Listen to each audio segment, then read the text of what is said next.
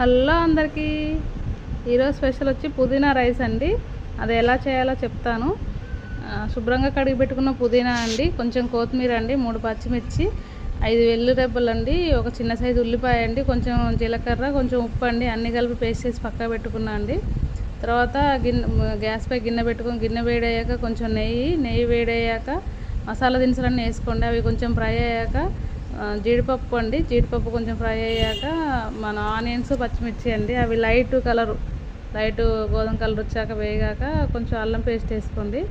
అల్లం పేస్ట్ వేసుకున్నాక మనం ముందు పట్టుకున్నది ఉంది కండి పేస్ట్, ఆ పేస్ట్ వేసుకొని పచ్చివాసన పోయేలాగా వేయించుకోవాలండి. అది పచ్చివాసన పోయాక మనం ముందుగా తీసి పెట్టుకున్నాం కదండి బియ్యం కడిగి ఉంచుతా, అవి దాని కొలత ప్రకారం వాటర్ పోసుకొని వాటర్ మరుగుతున్నప్పుడు సాల్ట్ సరిపోలు చూసుకొని రైస్ వేసుకొని ఉడికించుకుంటే సరిపోతుందండి. ఎంతో టేస్టీగా హెల్తీ ఫుడ్ అండి, చాలా బాగుంటుంది. ఒకసారి ట్రై చేసి చూడండి. ఓకే అండి, వీడియో